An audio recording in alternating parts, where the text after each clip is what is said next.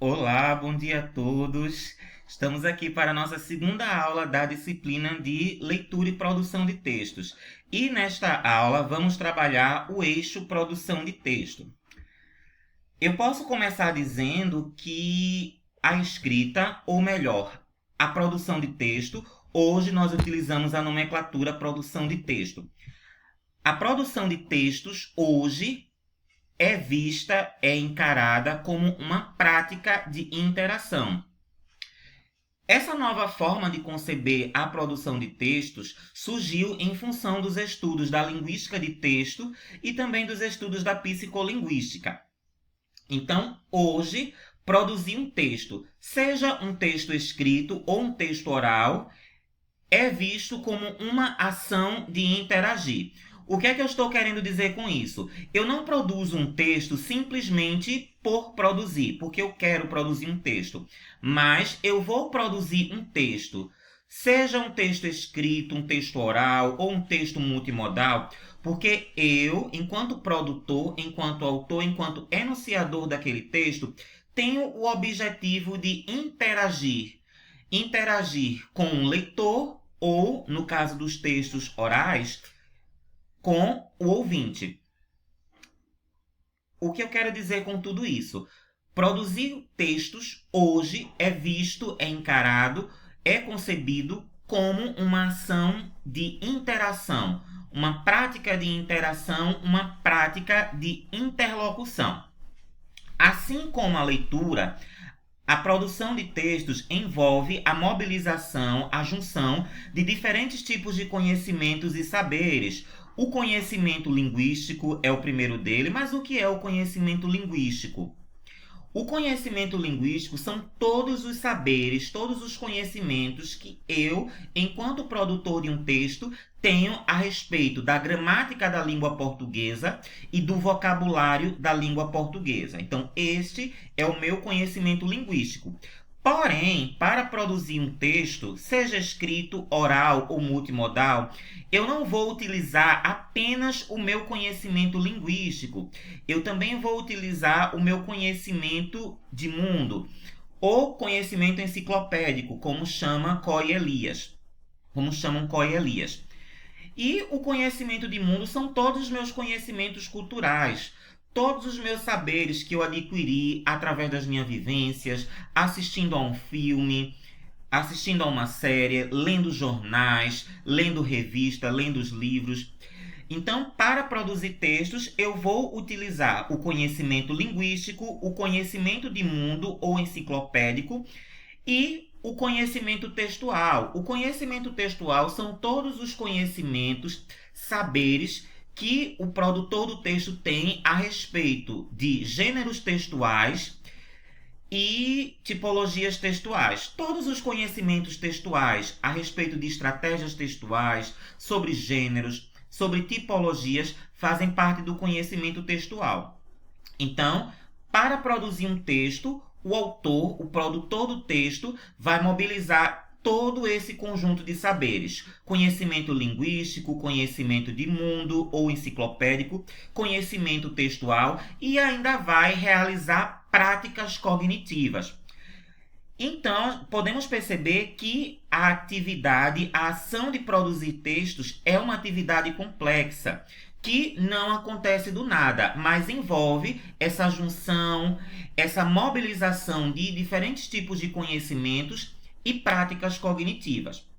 O que é que eu quero que vocês percebam dessa primeira parte, tá?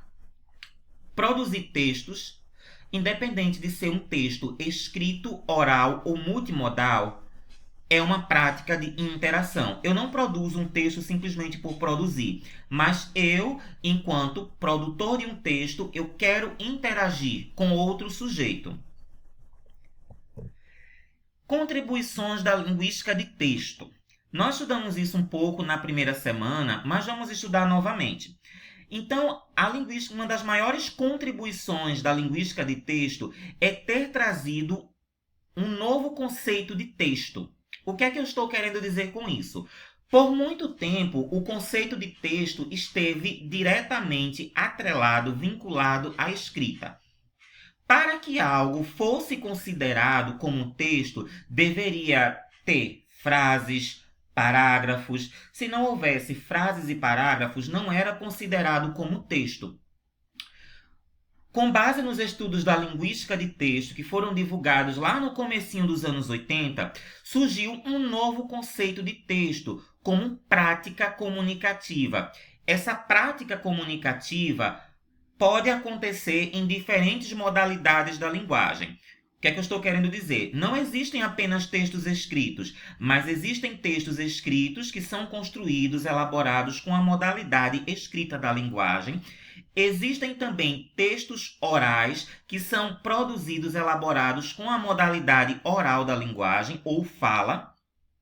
E mais recentemente surgiu o conceito também de textos multimodais, que são os textos que fazem essa junção entre palavras, frases, imagens, cores, formas, formatos, ângulos, tipografias.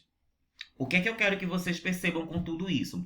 Não existem apenas textos escritos, mas existem textos em diferentes modalidades da linguagem. Textos escritos, textos orais e textos multimodais. Então, quando a gente produz textos, eu não vou produzir textos apenas com a escrita. Eu posso produzir textos com a escrita, com a fala e com a imagem. Então, hoje o texto é visto como uma prática comunicativa. O que é que eu estou querendo dizer com isso? O texto ele vai intermediar a interação entre autor e interlocutor, autor e leitor, falante e ouvinte. O que é que eu estou querendo dizer? Por exemplo, tudo isso aqui que eu estou falando para vocês desde o começo da aula é um texto. É um texto elaborado, construído com a fala, com a modalidade oral da linguagem. Logo, tudo isso que eu estou falando para vocês desde o começo da aula é um texto oral. O texto está aqui, entre nós, viabilizando, promovendo a interação entre dois sujeitos que estão interagindo. Neste momento, Silvio é o produtor do texto, ou falante, e vocês são meus interlocutores, ouvintes. Então, o texto está aqui, entre nós, viabilizando essa prática, essa ação de interação. Todos os textos, independentes de serem escritos, orais ou multimodais, todo texto vai ter um objetivo, vai ter uma finalidade, um propósito comunicativo. Todo texto possui um autor, ou seja, todo texto possui um produtor, ou enunciador, ou falante, no caso dos textos orais, e possui também um interlocutor, um leitor ou ouvinte, no caso dos textos orais. Então, vamos continuar. Nessa parte da aula, vamos estudar algumas características do texto escrito e do texto oral. Essas características são salientadas por Coy Elias, 2009. Né? Então, o que é que essas autoras pontuam sobre o texto escrito? Quais são as características quando a gente produz um texto escrito? A primeira característica do texto escrito é o distanciamento entre autor e leitor. O que é que eu estou querendo dizer com isso? Na maior parte das vezes, não são em todas as vezes, mas na maior parte das vezes, quando o autor produz um texto escrito, existe um distanciamento entre o produtor, autor, e o leitor. Por quê, Silvio? Porque, na maior parte das vezes, produtor e leitor não estão face a face, não estão no mesmo espaço, não estão presentes, cara a cara. Então, existe esse distanciamento entre o momento da produção e o momento da leitura. É o que as autoras vão chamar de adiamento da leitura. Eu estou aqui agora, neste momento, produzindo um texto escrito e o meu leitor não vai ler no mesmo momento, mas vai haver esse adiamento, vai haver uma distância temporal entre a produção e a leitura. Outra característica do texto escrito é a adequação à situação comunicativa de uso. O que é que eu estou querendo dizer com isso? Eu vou produzir um texto escrito.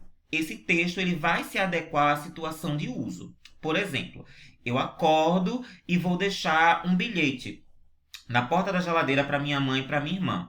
Por ser uma situação privada, por ser pessoas que fazem parte do meu convívio, da minha intimidade, essa produção de texto escrito ela tende a ser informal. Ou seja, eu não vou ter essa preocupação de utilizar normas da gramática. É diferente de eu acordar e precisar enviar uma mensagem para o meu chefe, a minha chefa. Então, nesta mensagem, por conta da formalidade da situação, essa comunicação escrita ela tende a ser mais formal.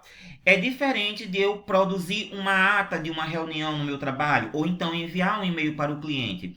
São situações públicas, são situações mais formais que requerem uma escrita mais elaborada. Então, a escrita, a produção de texto escrito vai se adequar à situação comunicativa de uso. Ou seja, com pessoas conhecidas da minha intimidade, que fazem parte do meu convívio, eu vou utilizar a escrita informal. E com pessoas desconhecidas, pessoas que não fazem parte do meu convívio, da minha intimidade, e situações mais formais, eu vou utilizar a escrita formal. O texto oral, o texto que é construído através da modalidade oral da linguagem.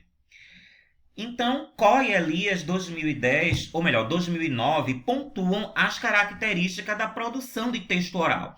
Então, a primeira característica que as autoras pontuam é o fato de que quando a gente vai produzir um texto oral, na maior parte das vezes, falante e ouvinte, autor e ouvinte, estão cara a cara, estão face a face, no mesmo momento. Então, a produção e a escuta acontecem no mesmo momento. Por que que eu digo na maior parte das vezes? Porque isso não vai acontecer em todas as situações. Há casos em que isso vai ser modificado. Por exemplo, eu envio um áudio do WhatsApp, eu envio um áudio no Instagram, e nessas situações, o leitor, ou melhor, o ouvinte pode não escutar o áudio no mesmo momento. Por exemplo, eu estou aqui produzindo um texto oral para vocês. E essa interação oral, essa produção de texto oral, não vai acontecer no mesmo momento. Eu estou produzindo neste momento e vocês vão escutar esse texto posteriormente.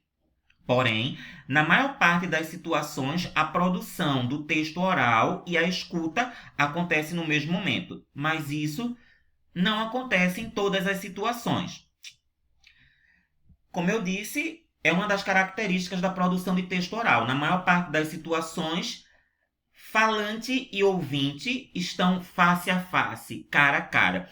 Por conta disso, a correção do enunciado, ela acontece no exato momento da produção. Por exemplo, em algumas situações em que eu estou produzindo uma aula online, então muitas vezes eu falo uma coisa e digo perdão. Então, eu corrijo esse enunciado no momento da produção. Eu vou dar uma pausa, porque o vídeo já está terminando e a gente continua daqui a pouquinho.